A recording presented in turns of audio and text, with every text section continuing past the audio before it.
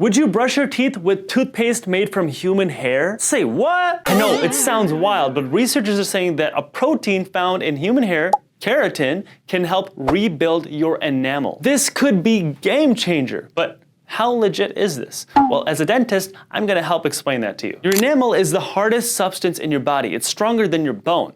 The only problem is it cannot repair itself. So once you lose your enamel, then your teeth can get sensitive, you might need a filling, you might get cavities, and that enamel does not grow back. And whatever dental material we use, it's not gonna be as good as your natural tooth structure. Right now, the best thing we have like topically to put on teeth that we use in toothpaste is fluoride. Fluoride is good because it helps remineralize enamel, it helps strengthen our enamel, because the way that it works is it basically changes the crystalline structure of our enamel. So typically, our enamel is made up of crystals called hydroxyapatite, but when fluoride gets in contact with our enamel, then it turns into fluorapatite, because that hydroxyl ion gets swapped out with the fluorine ion. Now with this fluorine ion, this fluorapatite crystal is held tighter together, and that makes it harder to break away. So typically our enamel will break down in response to acid. So at a pH of 5.5, our typical enamel will start to demineralize and weaken and dissolve. But with fluoride, our enamel will start dissolving at a pH of 4.5.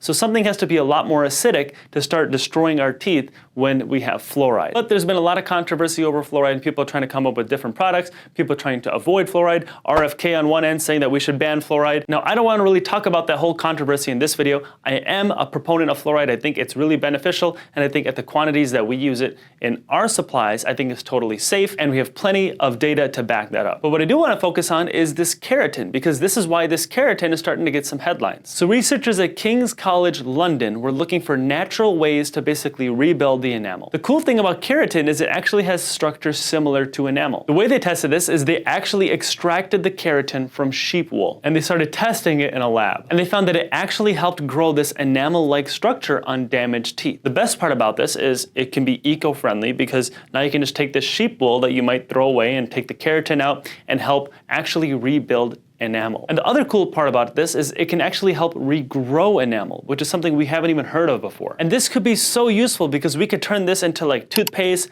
mouthwash, we could use it like in our dental office as like a gel, and it can save people a ton of money. Like instead of needing fillings, they could potentially just regrow their enamel. Now, in terms of needing fillings, I don't think it would actually fix, because if you have decay in your tooth, then you need to still get a filling, because you have to actually remove that decay. Otherwise, that decay is just not gonna go away. That bacteria in that hole inside of your tooth is still gonna keep spreading. In cases where you have like erosion, like if you've been drinking really acidic drinks and your enamel started wearing away and wearing down, then this can really help, because you can have a lot of sensitivity when your enamel starts wearing away from that erosion. It's not really decay, it's not really a cavity, but your enamel has gotten so thin. So if you have something that can help regrow that missing enamel, that would be huge. Now, that being said, we're still in the very early stages. Like this has only been done like in a petri dish in a lab. It hasn't really been done on humans yet. And I still think we're a long ways away before we do that. And at the same time, we already know that fluoride works really well. It has decades of research behind it. And at the levels that we use it, especially in the United States, it is totally safe. We're talking about keratin, you also have to talk about like using it in the mouth that has like saliva, it has like chewing forces. You might be like eating things, you might be drinking things that might like wash it away, and you have other bacteria in your mouth. So is it still gonna work in like competition with all those other things going on, and not just in like a petri dish in a lab in a very controlled environment? It's a really cool step, and it's really promising, but it's just the first step. So we still have to see what's gonna happen. But there is a company that's literally using this in their products and hoping to come out with it in the next couple of years. They're called Eterna Regeneratives, and they're trying to come up with a toothpaste and a mouthwash that has this keratin in it. So essentially, yeah, someday you might be using a mouthwash that has someone's hair in it.